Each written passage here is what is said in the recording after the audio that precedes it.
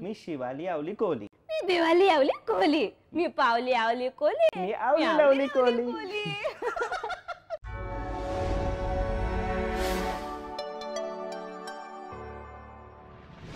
एक बेरिंग तुझं अजून खूप जास्त फेमस आहे, ते म्हणजे हास्य जत्रेतलं शिवाली आवली आणि बिवाली आवली.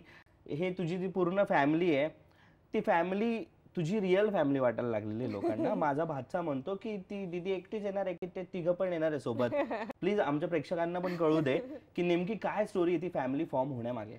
आधी तर शिवाली बिवाली असं होतं, म्हणजे एका लहान मुलांच्या स्किट मध्ये काय वेगळं करायचं, तर एक जुळ्या बहिणी करूया, तर असं शिवाली बिवाली असं ते झालं, अशी सुरुवात झाली त्याची.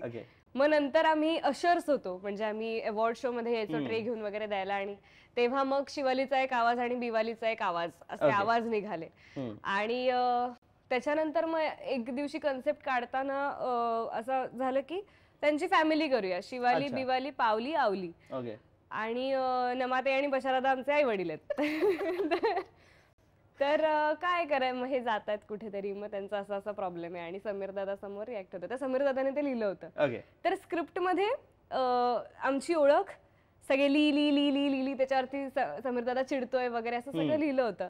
आणि सरांसमोर वाचताना सरांनी ती एक चाल दिली आम्हाला की हे असं म्हणा आणि याच सिक्वेन्सने म्हणा, आणि येस गोस्वामी सर. आणि त्याच्यानंतर ती चाल दिली आणि त्याच्यानंतर ते असं झालं की अरे हे वेगळंच काहीतरी क्रिएट झालं. आणि मग ती रिपीट करत राहिलो आम्ही सगळीकडे. आणि त्याच्यानंतर ते म्हणजे वर्क झालं जे स्किट. आम्हीच हसायचो त्या रिहर्सलला, आम्हीच हसायचो. स्किट मध्ये पण आम्हाला खूप हसू येतं पशारादाच्या टोन नंतर. एकदा झालं पाहिजे. आता म्हणजे फॅमिली मिसिंग आहे, पण ठीक आहे, तू मला मी पण घरचाच माणूस असं समज. तू पहिला घे. मी शिवाली आवली कोहली. मी दिवाली आवली कोहली. मी पावली आवली कोहली. मी आवली लावली कोहली.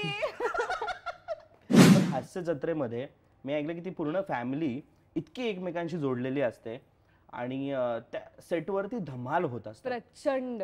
सो तुला आठवणारा सगळ्यात भयानक असा जिथे तुम्ही ड्रेन आउट झालात हसून हसून, असा कुठला किस्सा आहे? असा अगदीच म्हणजे अरे खूप आठवतं.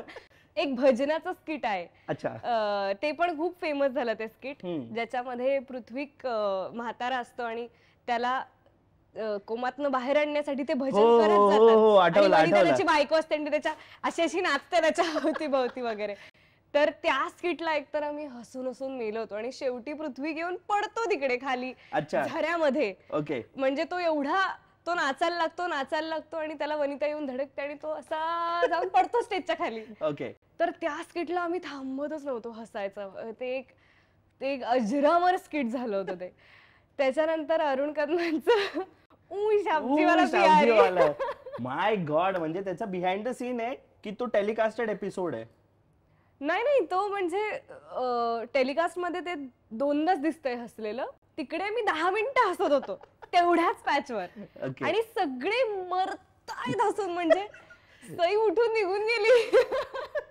प्रसाद सर असे फिरून फिरून हसतायत.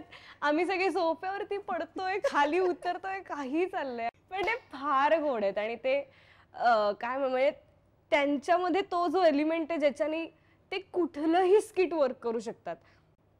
असे काही कॉन्सेप्ट आहेत जे फक्त अरुण कदमांवरतीच होऊ शकतात. आणि ते खरंच म्हणजे त्यांच्यावर विश्वास बसतो की हो यांना हे पटू शकतं, यांना हे जे सगळं सांगतात हे यांना पटू शकतं. हे फक्त त्यांच्याकडेच आहे. म्हणजे ते बापरे बाप. मी रिहर्सललाच कधी कधी मध्ये आमचं आता रिसेंट स्किट झालं तर ते त्यांचं वाक्य होतं की अरे हल्ली किती बेरोजगारी वाढली आहे नाही. तर त्यांनी घेतलं हल्ली किती बेरोजगारी वाढली रिहर्सलला. माय गॉड, ते खूप गोड आहेत ते. पण त्यांच्या या गोष्टीमुळे वेगळे पंचेस तयार होतात. आणि म्हणजे कधी कधी असं होतं की हे या स्किट मध्ये थोडेसे पंचेस कमी आहेत तर फक्त अरुण कदमांना भरा. ते स्किट बंपर होतं, बंपर. सही आहे यार.